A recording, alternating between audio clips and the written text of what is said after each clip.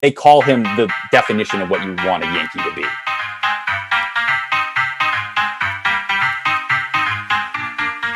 The Orioles here, 0.0% chance of making the postseason. How is that possible? Like, he's going to kill in their division year after year after year. We have to be fair here because we talked about the Mets rotation, the Nationals rotation.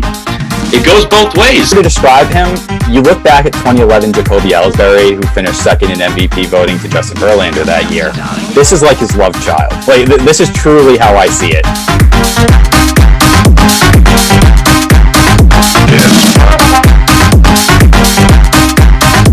Yes, that's right. It's The Squeeze. It's episode 4. My name is Logan Lockhart. That right there is Tyler Milliken. We are on primetime sports talk for some baseball talk. That's what we do every week. Long season. And The Squeeze, it's only going to get better because, hey, it's been one of those seasons where it seems like it's just getting better. By the way, as you can see, Tyler, I've joined the clean-shaven bandwagon. Okay, I was going to say something when we got on. I was like, something, it looks different, and I see it now. I know. I look like a different person, and now I've said to myself, okay, the longer the Red Sox are in first place, the longer I'll stay clean-shaven. How about that? Is that a deal? 100%. I love it all the way across the board. Let's hope it stays that way because it's been a little bit of an up and down lately, but hey, let's ride it out. Can you imagine if I'm like clean-shaven in September? Oh, that sounds great to me, Logan. It may not sound great to you, but it sounds great to me. That means first place, things are going well. I'm looking good. I'll ride it all the way. Right, and then the postseason series, if they win a postseason series, I got to stay clean-shaven. That's what it is. So it's all about the Red Sox this year for me. That's what I'm going to rely on for that. How about that? Can we start with the Dodgers and Padres? Because I think we have to. We have to. We just have to. These two teams, it feels important, and that's the most remarkable thing about all this. Every single game that they play, thank goodness it was on Sunday Night Baseball last night when we're recording this. This is on Monday we're talking.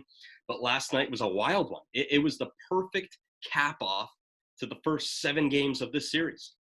Yeah, I keep watching, and it's like, almost you're waiting for a game to disappoint you. You're waiting to see a game and be like, all right, like that wasn't as crazy as the last one. And then you have, the Padres down 7-1 to the Dodgers, coming all the way back to get the win, all the crazy stuff that happened. And, there were so many moments from this past weekend, whether it was, the Trevor Bauer and Fernando Tatis kind of back and forth, or Tatis, just what he did on the field.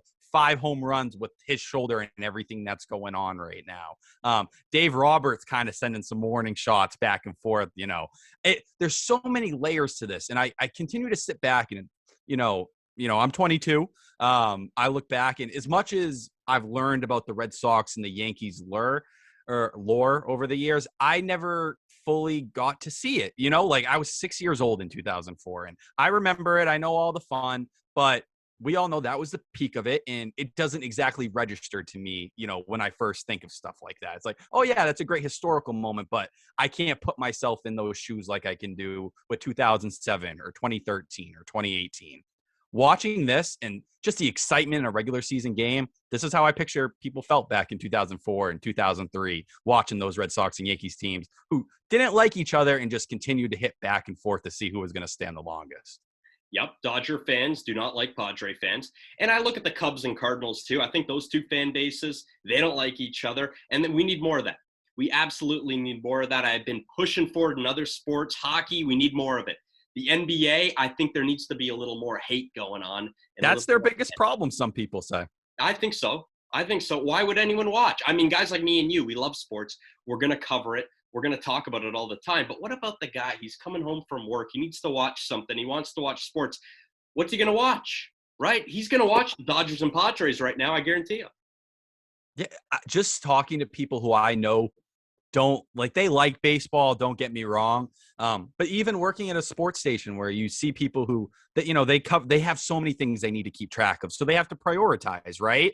And to hear people who aren't traditionally baseball guys go, listen, I just couldn't turn the Padres and the Dodgers off yesterday. That makes my heart feel so warm because I felt, over the last couple of years, was there still something that could bring people in who didn't give a damn about baseball, who just, I want to watch just to see what happens. And just looking, number one, the MLB ratings are better than they've been in a long time. MLB released that over the last week.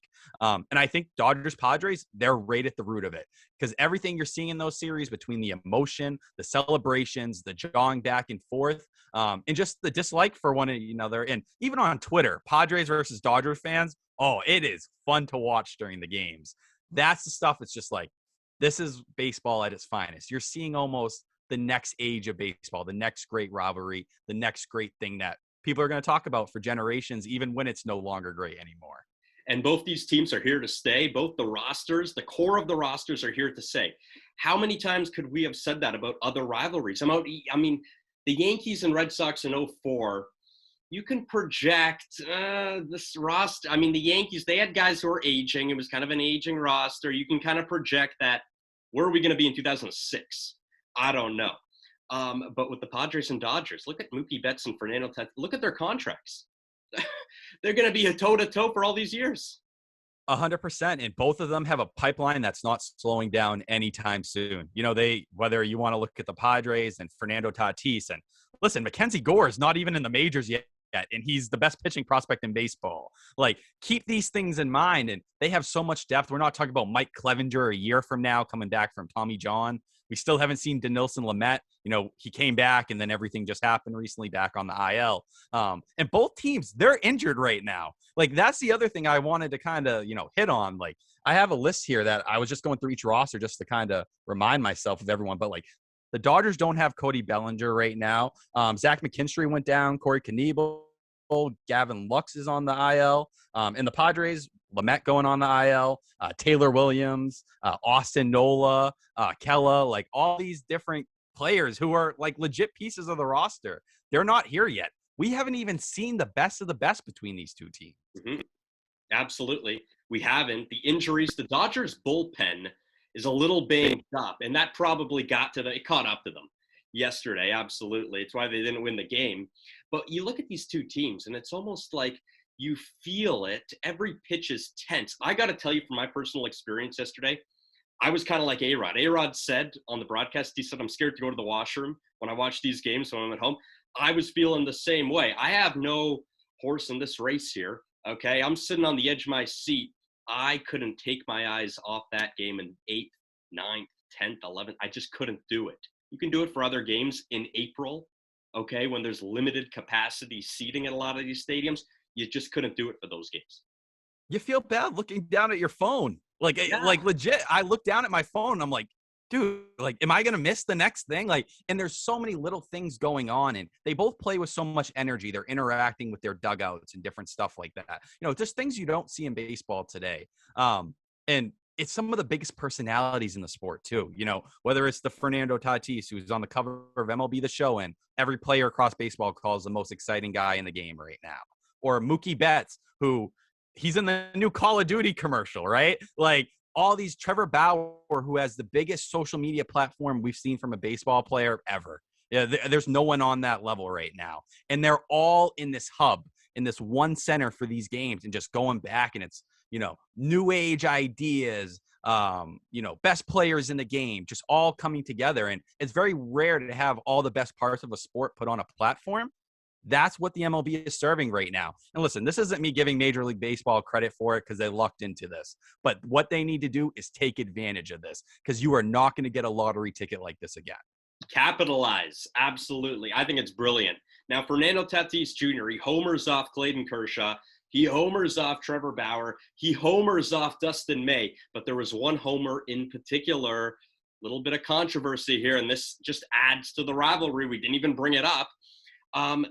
Peeking at signs. This does happen, but I always thought it was somewhat the responsibility of the catcher to police this. You're always looking up at the batter. I played a little bit of catcher, and I would. Same here. Yes, and wouldn't you look at the batter while you're kind of communicating with your pitcher, right? Now, let me ask you this. Do you think that happens off Yadier Molina, for example? No, it's part of gamemanship. I've always kind of seen it that way. It's just the same, the hitter's doing his job trying to see, just like the guy at second is trying to look in and relay signs that way, right?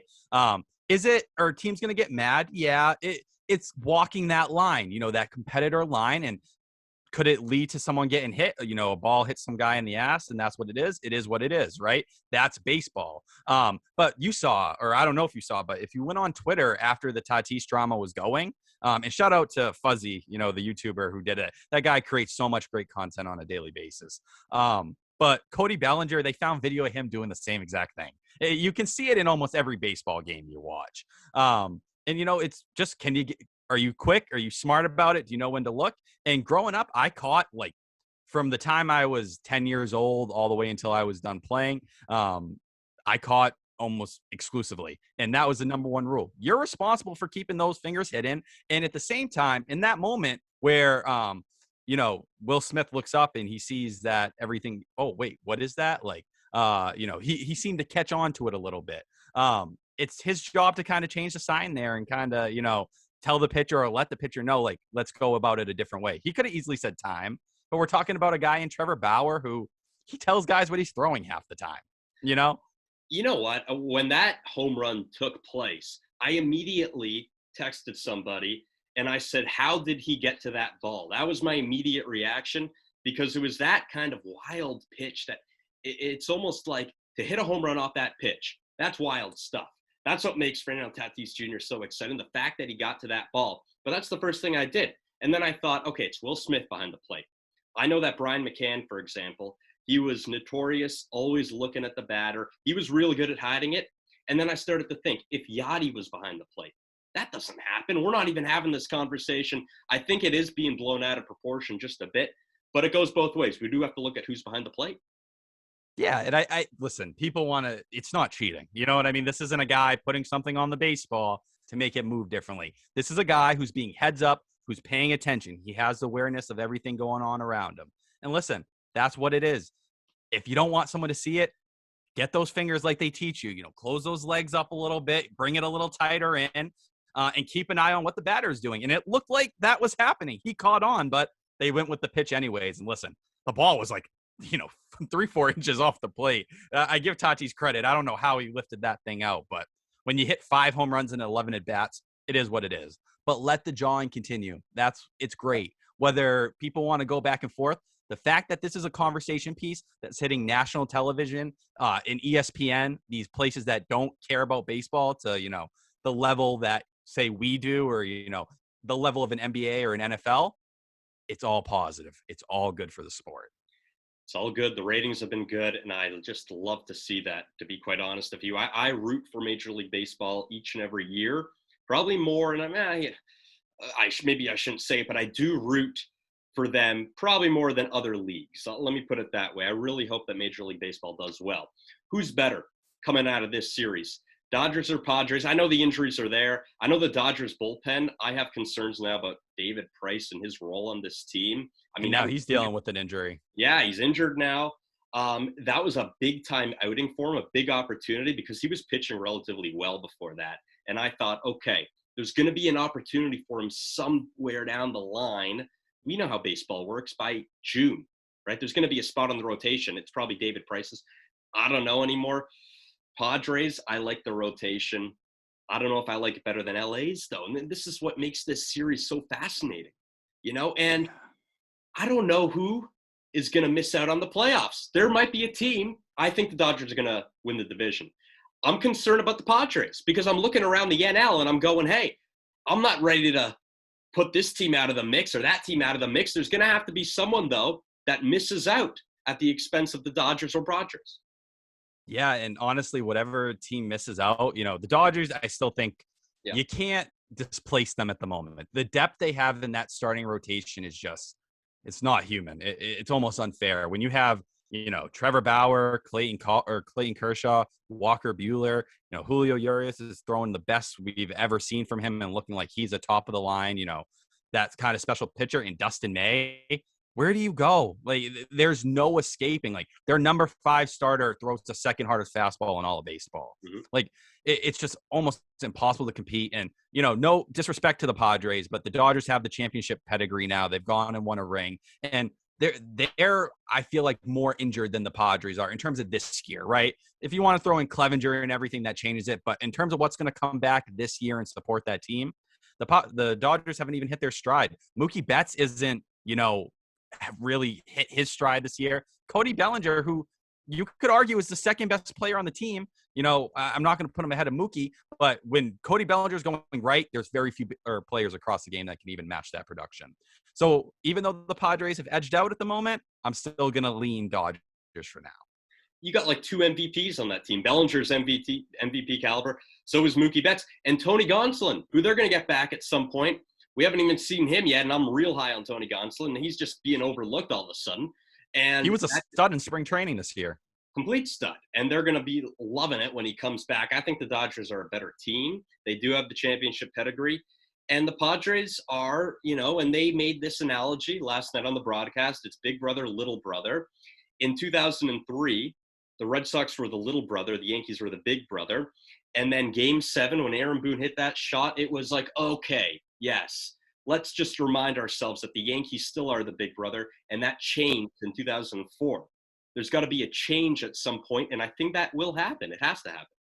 I think you nailed it perfectly. The Padres, you look at the Dodgers, they're just that juggernaut that you look at and you're like, how, like, what do you want from me? Like, you know what I mean? Like, it's just nonstop, whether it's the lineup, they have some, that experience in the playoffs now.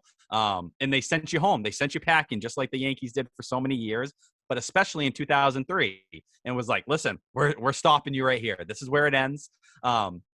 It's so similar. And I really do put the Padres in that Red Sox category where the Padres feel like they have something special building in them. There's a little bit of, whether you looked at the Manny Machado moment, when he ran the bases in the previous series, injured and was able to come around, whether it was the comeback, last night or yesterday afternoon, however you want to put it. But the Padres just have this weird flair. It's, they're never out of it. They're always fighting. The big moments are so big for them with Tatis and stuff like that.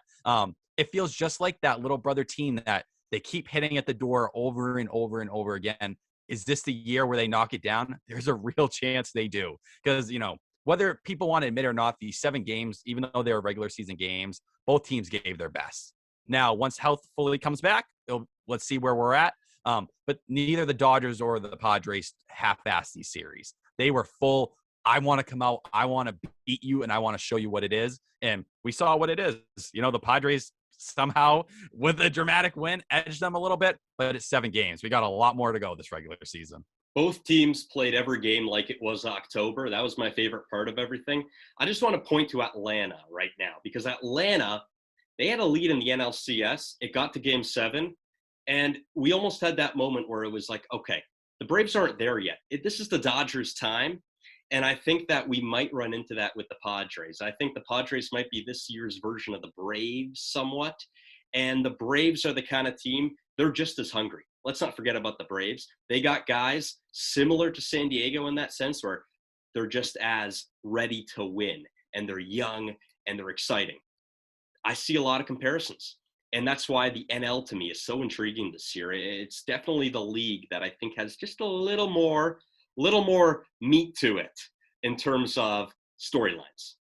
Yeah, the depth, all just, you look at the NL Central even and what's going on there. You got, and this will lead into another conversation, but you got Corbin Burns, who's just pitching out of his damn mind right now. You look at the Cardinals, and Nolan Arenado has really got off to a nice start, and they've been up and down, don't get me wrong, but looking at the Brewers, they're injured. They're dealing with so much, whether it's Christian Yelich, Colton Wong, Lorenzo Cain, all these guys, they're spending time on the IL, and they're able to hold down the NL Central. It's just, wow, there's too much to look at. The NL East, we're not even talking, that could be the most competitive, division in all of baseball this year. And while it hasn't really given us all that yet, you see the makings of it, whether it's, the Braves, we know they're not at full force right now with Ronald Acuna Jr. and everything going on, but the Phillies have showed some really exciting moments this year. The Mets haven't hit their stride, and that's coming too. National League is just, it's so much fun. You know what I mean? They got so much going on. And while the AL does have stuff, I agree. You just can't match what the NL has. So let's get into Corbin Burns. Why not?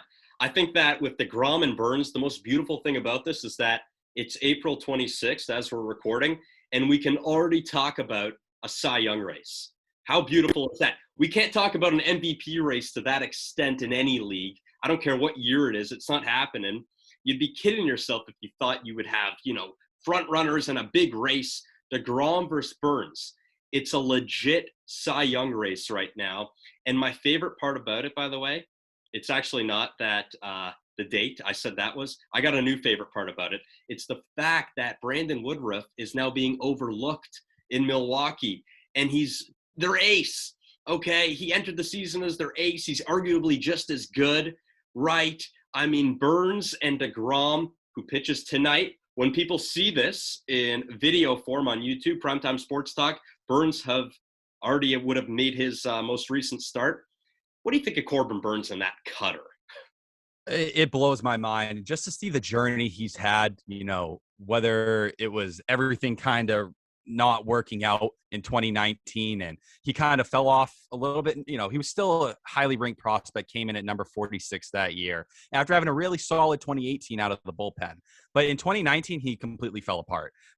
Things didn't start the season well for him. He ended up finishing the year in the bullpen after going down in the minors. And it wasn't Corbin Burns. It wasn't the guy that they had touted and been so excited about. But he spent that time with a sports psychologist. They completely revamped his pitching mechanics. And he was a guy who almost got too deep into that tunneling stuff, that side of pitching science. And it kind of destroyed him. And he moved, like you mentioned, to those cutters, the sinkers, and a whole different approach. And I'm just amazed watching him pitch. We're talking, how have you not walked a guy? What the hell? That's what MLB The Show. I couldn't do that playing the show, especially with the new pinpoint pitching. I even more terrible at that. But he leads all of baseball in FIP. We all know, in control and everything like that. I think he has like an 070 something FIP. It's completely ridiculous. And I'm watching him right now, and it's not sustainable. We know he's not going to be this great. Nobody can be this great. But he could fall, multiple tiers and still be right there in the best conversation for best pitcher in the game. And it's so cool when you see a young pitcher hit that hurdle and then overcome it. And now I'm looking at this guy and I'm like, no, he's sticking around. He's beat the hardest obstacle in his career. Yep. And we already know how good Jacob deGrom is. So I don't think we need to dissect his performance against the Nationals, which was just marvelous, right? Filthy. As filthy as it gets. 109 pitches. And they were talking about it on the broadcast. They said, well, how many bad pitches did he throw? Maybe one or two out of 109. That's remarkable. The fact that you can do that. And, it's just one of those things. Nito behind the plate, he said it was the most enjoyable experience of his life because his glove never moved. He was hitting the glove every single time. And, you caught for a lot of years. Can you imagine if a pitcher thrown to you was just hitting the spots 100% of the time and you barely had to move? And how fun would that be? It's heaven. You know what I mean? You're not getting down in the dirt. You're not getting scraped up. You're not you look at a guy like Jacob deGrom and it's incredible just how much he's improved from year to year. This is a guy, he was working, lower to mid 90s when he was excelling, early on in his big league career. And we all know he's a late bloomer. I tell you every day, there's always the talk about the Kelly Shoppach trade with him and the Red Sox and how he was a name mentioned. I must think about it almost every day of my life. Jacob deGrom in a Red Sox uniform for nothing. Are you kidding me? It blows my mind. But I look at Jacob deGrom, it's no conversation. He's the best pitcher in baseball. People in those lists that had Garrett Cole ahead of him. It's not fair. And we knew Jacob it. deGrom, We knew it. Yeah, was then. Exactly. And he's just once again proving it. And that's no disrespect to Garrett Cole. He's one of the best pitchers in baseball. But Jacob deGrom is, when people refer to, those vintage Pedro years and different stuff like that, that's what we're watching with Jacob deGrom right now. Because truthfully, he should have won the last 3 NL Cy Youngs. He won, 2018, 2019. Bauer got 2020. And, whether you want to argue it one way or another, but you look at the advanced metrics, Jacob deGrom was the best pitcher in baseball once again. And he has been. He just has been. Do you think that he might get the LeBron James treatment where it's like, you can't give him the Cy Young every year? Now, that's how good he is, maybe, right? No, It's exactly that. It's just you get so used to seeing someone be great. And what's even crazier is deGrom is bringing the attention back. You know why? He's pumping 100, 101 deep into these games, 7th, 8th, 9th inning. That is not normal.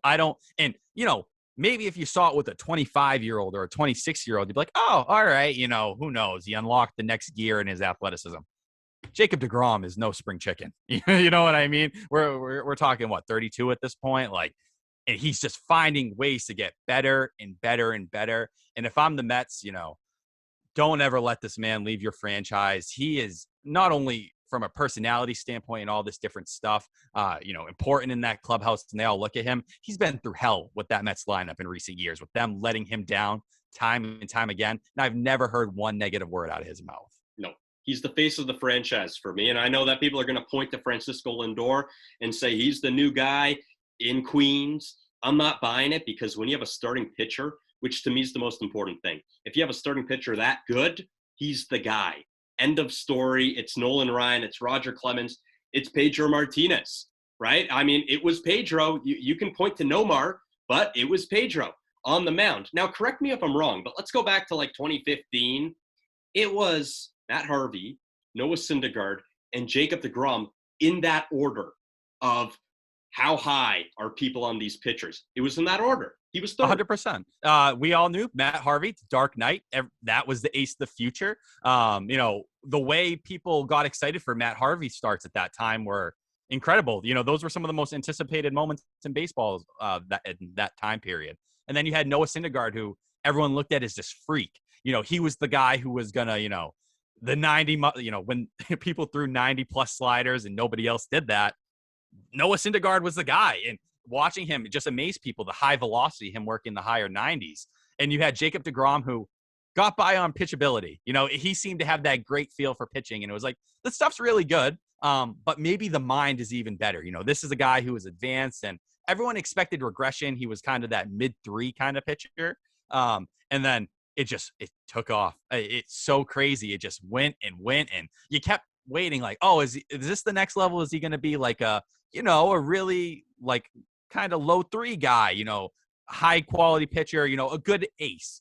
No, now we're talking undisputable best pitcher in all of baseball, historic Hall of Famer guy, at least for this peak period. We'll see how they look at it in the long term, but you're looking at a peak that is as great as any pitcher in baseball. And that's why, while he may not end up with the overall numbers because his career wasn't as long and he broke into the bigs later, you can't deny the peak. This is as great as pitching gets. And Jacob deGrom's on a Hall of Fame path to me. Jacob deGrom's Mets lost to the Royals in the 2015 World Series, but the guy that beat the Royals the year before, World Series MVP Madison Bumgarner, who throws a quote-unquote no-hitter, 7-inning doubleheader. I'm just going to come out and say it, and I want to hear what you think.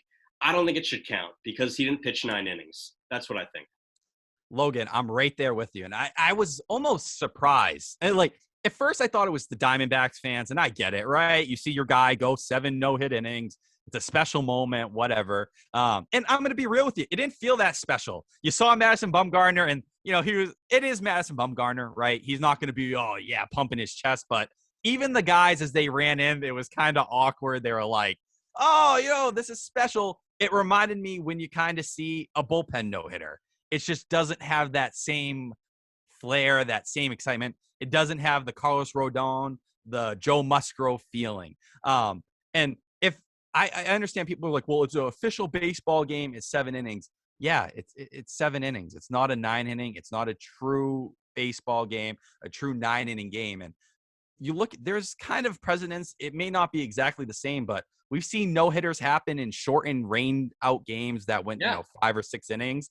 Those don't get count. And, for Red Sox fans, DeVern Hansack, we all remember back in the day, it's a little bit of a throwback, but he went 5 no-hit innings, and it was cool. We all remember it as a fun moment, but if anyone told me that's a no-hitter, I'd laugh right in their face. That's exactly who I was going to bring up. You read my mind, because it was just a rain out, 5 no-hit innings. It was a doubleheader because the weather, right? So Madison Bumgarner throws 7 no-hit innings. It's not 9 innings. And out of respect for all the great pitchers that have pulled it off, a no-hitter, a true no-hitter, you just can't count it. This rule was implemented in the early 90s, how it's got to be 9 innings. It was in black and white, right in print. A no-hitter, to be counted as one, has to be 9 innings. We're not changing anything, okay? And we're going to run into this quite often, though. If we're going to have 7-inning doubleheaders, I mean, there's going to be guys. By the way, Zach Gallen, he almost threw one himself. He went the full 7 innings. What, did he allow 1 hit? 1 hit. It was 1 hit the whole day for the Braves, and that's a rough day at the ballpark.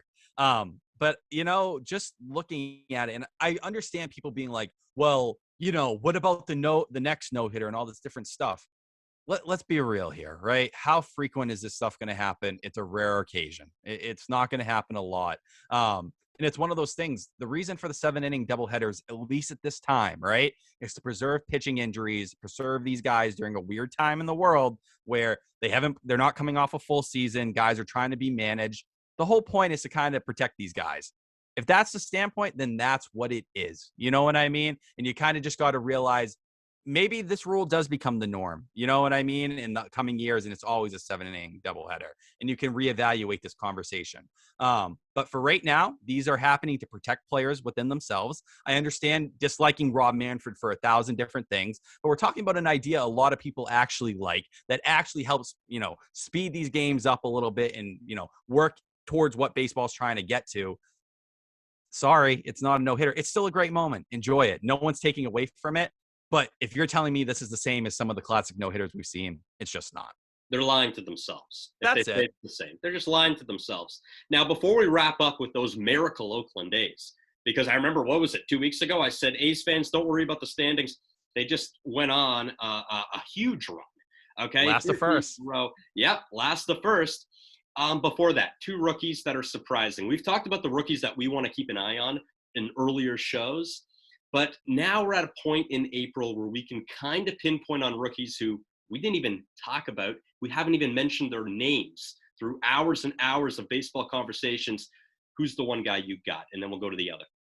I'll go with the one Red Sox fans all are talking about, Garrett Whitlock, Rule 5 pick from the Yankees. Thank you, Chaim Bloom. Ridiculous what he's become. You look at a Rule 5 pick and whether it's position or pitcher, you just expect the team to try and hide him as much as they can. We saw it last year with the Red Sox and Jonathan Aruz. He came in and they tried to protect him and limit his play as much as possible. Garrett Whitlock's one of the most important weapons in the Red Sox bullpen already. I don't know how the Yankees didn't see this. You look at some of their pitching depth struggles they're having at the moment. Garrett Whitlock would go a long way for them. And he's through 11 1/3 this year, a 0 ERA and 0.89 FIP. This isn't any fluke. This isn't a guy who's getting by on, the ball landing in front of a guy, or hard contact to the left fielder or the center fielder. No, this is true dominance. He has 14 strikeouts to 1 walk. And the Red Sox are looking at it. Listen, people were excited about Tanner Houck. They were excited about Connor Seabold. A year from now, Garrett Whitlock's going to be in the Red Sox rotation. This is a guy who they're going to have in their plans for a long time going forward. And you can look at the big, adjustment he's made. Matt Andriese, who the Red Sox signed. I know way back, Logan, on your show, we talked about that signing when it did happen. But he worked with Whitlock a lot during spring training on his changeup. Out of nowhere, you're talking about one of the dirtiest changeups I've seen in baseball right now. I don't think Garrett Whitlock's going anywhere. I think they'll keep him in the Red Sox bullpen for a majority of the year to protect. He's coming off Tommy John surgery and these different things, but he's the real deal. What a steal. You're a big fan of him. All right. Now, are you going to stay on the theme of pitchers, or is there a position player? I'm going to stay on the theme of pitchers. And, even you can kind of find the Red Sox lineage with this one. But Michael Kopech, wow. I remember watching, his weird soar through the minor league system with the Red Sox before he got dealt in the Chris Sale trade, whether, he got popped for, steroids during his time or, some form of PED when he was climbing through the minors.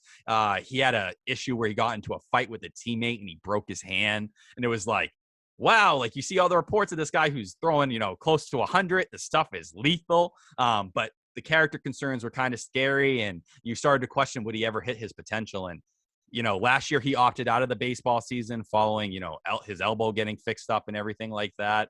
And he's looking like the ace people imagined for all these years. You look at it, he's had a couple spot starts this year, but 15 2/3, 172 ERA, 125 FIP, and crazy enough, 27 Ks to 4 walks. And this is a guy who had control problems.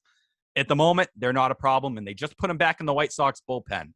But having that kind of guy for the White Sox is going to go such a long way this year. And by the end of the year, I think he's going to be in the starting rotation. He's already one of their best 5 pitchers, and it's hard to deny. And if they give him the Chris Sale treatment and they say, listen, stay in that bullpen, then he's going to be one of the best relievers in all of baseball. It's incredible watching him pitch right now. He looks like everything people wish Noah Syndergaard was. I'll tell you this, if he's in the White Sox bullpen, that's a huge weapon, an underrated weapon. It reminds me of almost like Aaron Sanchez getting moved to the bullpen in Toronto. And that was one of the most underrated weapons you can have. It caught a lot of teams off guard. This is long overdue for Kopech. I mean, it's kind of now or never for this guy as a quote-unquote prospect in Major League Baseball. We need to see it come together, and it has. He looked good against the Rangers. That's where I'm going to go for my two players. They're both Texas Rangers. When I first saw Adolis Garcia into the Texas Rangers lineup, he was batting cleanup. And I'm going, okay, I got to realize now that this is going to be the kind of year for the Rangers where you're going to have guys makeshift parts in and out of the lineup. They're going to be batting cleanup. You might have an odd leadoff hitter every now and then.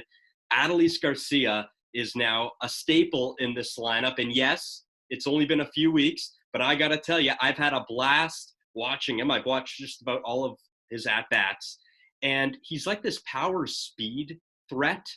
But the problem is right now, he needs to get on first base more. I mean, he's hitting the ball out of the ballpark. He's got to get the first base, and then he would just be an absolute threat. Here's what really opened my eyes with Garcia. We all know Joey Gallo's got a great arm in right field. There was a play where Garcia actually made Gallo's arm look average. And his arm in the outfield is that good. He's fast in the outfield. I really like this player. He's 28 right now. He's toolsy. The Rangers have a history of late bloomers, quote unquote. You look at their World Series runs, there was a few guys that kind of emerged a little later than a lot of people expected. Adolis Garcia, I'm having a lot of fun with him. Have you gotten a chance to check out his ABs? Yeah, no, I've seen a good amount of him, whether it's just watching some of the ABs live or catching it on MLB Network the next day. One of the biggest takeaways for me, and, he's coming off AL Player of the Week right now, it doesn't even feel like he's squaring up baseballs and he's finding a way to get them out of the ballpark. And it's surprising, it's really kind of easy power, and he's lifting these balls and pushing them out. And how sustainable it is long term, I don't know. Like you said, he needs to start getting on base at a more frequent clip. But for the Rangers, who don't have many bright spots right now, he's their biggest bright spot. And if you told me a couple weeks into the season the Rangers would have a Player of the Week, I would have laughed in your face. Right, I would have said, okay, Gallo's off to a hot start. That's all it is. Yeah, exactly. Like, that's all you could look forward to. And to see the excitement he brings, like, this guy, he's hitting home runs. He's running down first base, pumped up, looking at the dugout. It's fun. It's more of that youthful baseball. And, yeah, he's been really fun to watch so far. And one of my favorite moments of Adolis Garcia in the short time that I've watched them was last week. They're at Angel Stadium. Shohei Ohtani hits an absolute bomb to center field. He bat flips. Garcia robs him right at the wall. Robs the home run. Ohtani couldn't believe it. A big smile on his face. I'm going to stay in Ranger land, and I'm going to go with you. It was funny. You found Kopech and had a bit of a Red Sox lineage there. Dane Dunning, my guy on the Rangers, bit of a White Sox lineage. So how about that? We kind of bring it full circle. Traded in the Lance Lynn deal. Got roughed up on the weekend. That was his first bad outing of the year. Now, the Rangers rotation has actually been a surprise for me, and he's kind of leading the force. Him and Kyle Gibson have been very good thus far, and I'm surprised, a very pleasant surprise in Texas there. But Dane Dunning, this guy can pitch. Flat out, he's locating. He looks mature on the mound. You wouldn't even know he's a rookie. That's what sticks out to me the most about Dane Dunning. And I think the Rangers have a guy that they can put in the rotation for years to come. He's a staple. That's all you can ask for. You trade Lance Lynn, you need a guy like that coming back.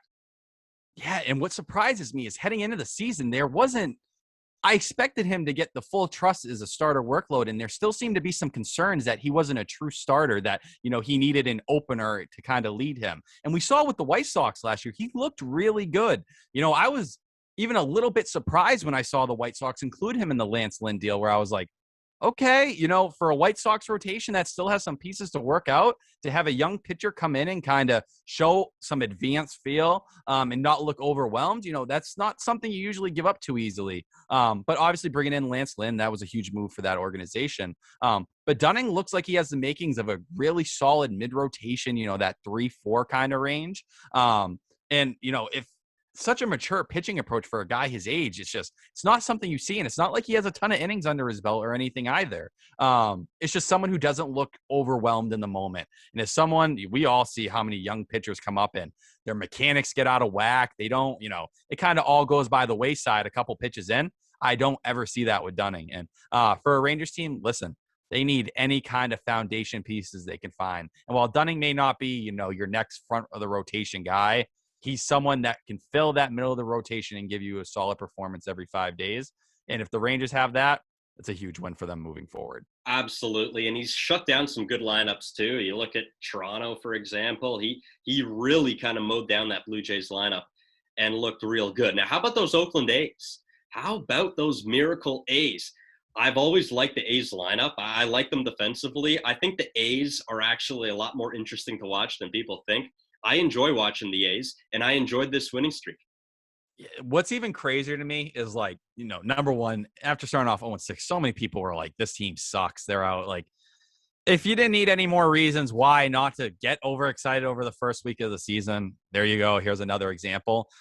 It's their third longest winning streak in franchise history. They were one shy of tying their 14-game streak, which I think was an 88 or something. And we all know the Moneyball one, right? But just to see them come together, and, I put that on a lot of the veterans there, like Mitch Moreland. He's such a great clubhouse guy. He's had a couple of huge hits during this streak too. The pitching has been ridiculous, both in the bullpen and the starting rotation. But what I keep coming back to, well, we all go back to the offseason, and everyone was impressed by one big splurge the A's had. Trevor Rosenthal. Well, Trevor Rosenthal is hurt and has not pitched at all this year. And they're still finding ways. They've climbed all the way to the top of the division. The Mariners now trail them by a game. And for the first 2 weeks of the season, the biggest storylines were, look at the Angels. Everyone wanted to talk about the Angels. Just like that, we're kind of looking around and it's like, all right, well, the A's are back to being more consistent, more, built from top to bottom. That they have that depth on their roster. And I'm looking at them already and I'm like, yeah, it looks like we're in for another. The Angels just don't have enough. They don't have enough of that depth to compete with the A's. And all the credit to Bob Melvin. He surprises me every single year. And they have their typical cast of guys still performing well, but it's just been a real true team effort. Matt Olson starting to look like the Matt Olson we've been waiting for, and coming up with some big home runs. Like last year, it was truly homer or strikeout. That's all he did. So to see things click for him has been really refreshing. And this is a team who lost Marcus Semien, who a lot of people saw as like behind, Chapman. It was kind of Marcus Semien as their face of the franchise guy, and now. No, they're it's like they never skipped a beat, and that's what the A's have done, whether it was when Josh Donaldson got dealt, all these different players over the years. And it's, once again, Bean, Bob Melvin. I don't know how you guys do it, but you did it again. And how about Jed Lowry, too? Looking good. Oh, my God. Yeah. Now, you talked about how everyone wanted to talk about the Angels, and now let's talk about the A's. I have a feeling we're going to talk about the Mariners, though, very shortly. We might do that next week. I don't know. Let's see one more week of it. You just saw them.